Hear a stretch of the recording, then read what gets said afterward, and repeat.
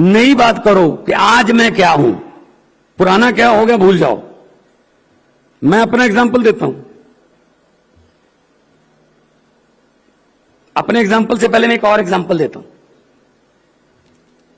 एक हाथी था, एक महावत था, उसके पास हाथी था, बहुत ताकतवर हाथी था, बहुत ही कमजोर रस्सी से बांधा हुआ था उसको, मतलब इजीली हाथ से भी टूट सकती थी वो रस्सी, लेकिन उसने हाथी के पांव में वो रस्सी डाल के उसको बांधा हुआ था।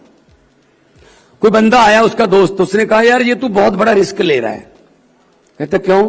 कहता ये आधे सेकंड का काम है इस हाथी का इस रस्सी को तोड़ना, थोड़ा सा ऐसे किया इसने ये रस्सी टूट जाएगी।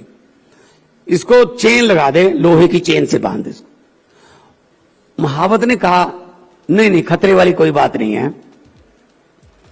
जब ये छोटा था ये हाथी, तब भी मैं इसको इसी रस्सी से बांधता था।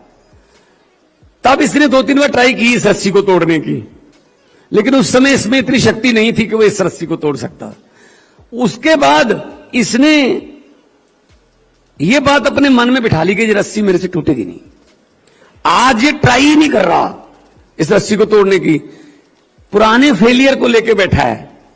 तो इसीलिए मैं कहता हूं अगर आप कोई पुराना टेस्ट फेल हो गए या कोई स्टार्टअप किया बिल्कुल अच्छा नहीं रहा, तो पुराने फेलियर को लेके मत बैठो कि मेरी किस्मत ही ऐसी है, पता नहीं क्यों भगवान मेरे साथ ही ऐसा करता है। हो सकता है उसी भगवान ने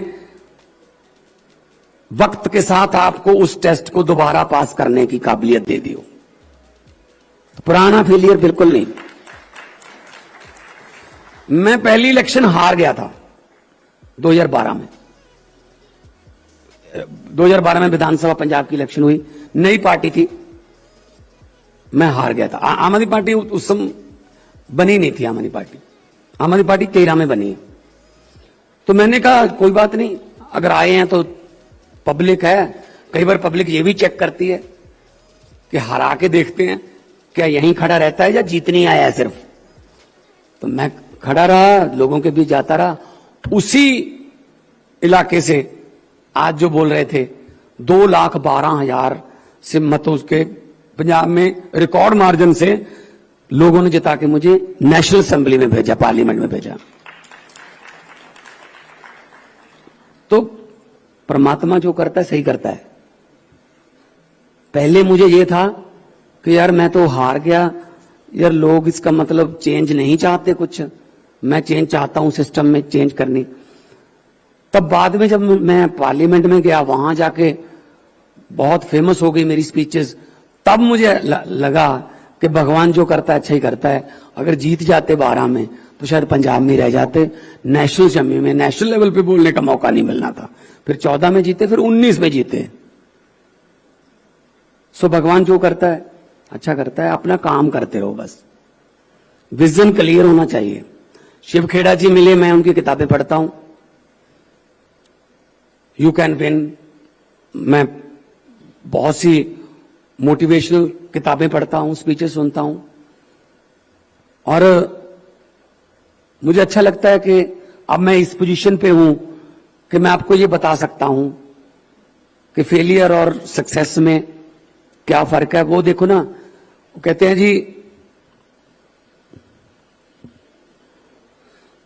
जिस बंदे ने कोई गलती नहीं की, इसका मतलब फिर उसने काम भी नहीं किया।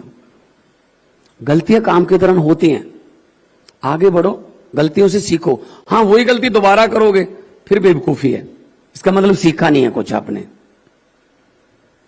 और अपनी अहमियत जरूर बना के रखो कि मैं हूं इस ऑफिस में, मैं हूं इस बिजनेस में, मेरा भी एक रुतबा है, मेरी अहमियत है, वो बना के रखनी है। मन्या कि 1 रुपया ਲੱਖ ਦੇ ਬਰਾਬਰ नहीं बहता।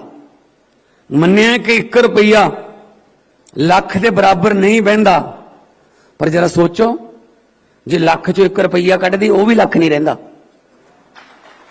वो 99,999 बन जाता है, लाख तो नहीं है ना। सो 1 रुपए की भी अहमियत है। अहमियत अपनी ऑफिस में बना के रखनी है। एलन मस्क आप जानते हो, दुनिया का सबसे अमीर बंदा। उसके ऑफिस में काम करती थी एक लेडी, वो रिजाइन लेके आई उसके पास। वो कहती मैं आपके ऑफिस में काम करती हूं, मैं रिजाइन देना चाहती हूं। उसने कहा ठीक है, कौन से ऑफिस में काम करते हो? जी हेड ऑफिस में काम करती हूं। अच्छा ठीक है, ये मैं बाद में एक्सेप्ट करूंगा, ये $1 लाख ले, पूरी दुनिया घूम ले 1 महीना, बाद में तेरे इस्तीफे पर बात करेंगे। उसने कहा ये तो बड़ी अच्छी बात हो गई, इस्तीफा भी दे दिया मैंने और $1 लाख मिल गया, वो भी फ्री में मिल गया दुनिया घूमने के लिए। वो वर्ल्ड टूर पे निकल गई, दुनिया घूम के 1 महीने बाद आई, कहती जी मैं आ गई, मेरे इस्तीफे के बारे में। अच्छा, कहता वो महीना पहले जो आई थी, ये तेरा इस्तीफा पड़ा है, एक्सेप्टेड। उसने कहा अगर स्वीकार ही करना था इस्तीफा, पहले दिन ही कर लेते, इतना मुझे $1 लाख दे के पूरी दुनिया घुमाने की क्या जरूरत थी? तो एलन मस्क ने कहा जिस दिन पहले दिन इस्तीफा देने आई थी, मुझे पता नहीं था दफ्तर में तेरी क्या अहमियत है, ऑफिस में तेरा क्या स्थान है। अगर 2-3 दिन बाद ऑफिस में कुछ हलचल होती कि ये काम रुक गया, वो आ नहीं रही 3 दिन से, सारी फाइलें पड़ी हैं, तब मैं तुझे चौथे दिन ही बुला लेता। लेकिन 1 महीना किसी ने कुछ कहा ही नहीं, इसका मतलब तेरे बिना चल सकता है दफ्तर, चलो जाओ शाबाश। मतलब इसका क्या है कि आप जिस मर्जी ऑफिस में बैठो, जिस मर्जी कुर्सी पे बैठो, लेकिन अपनी अहमियत बनाओ कि मेरे बिना ऑफिस चल नहीं सकता अगर मैं 2 दिन ना आऊं। ये आपके हाथ में है कि आप उसको कैसे लेते हो।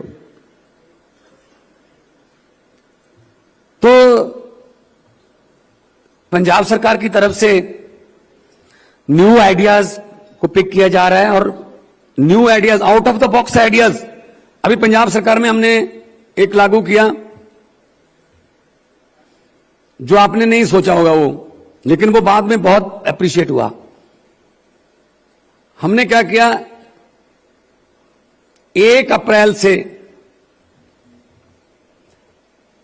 31 जुलाई तक ऑफिस के टाइम बदल दिए, क्योंकि सूर्य जल्दी आ जाता है अप्रैल में, सुबह 7:30 से 2 कर दिया टाइम सरकारी ऑफिस का, नो लंच ब्रेक, 7:30 से 2।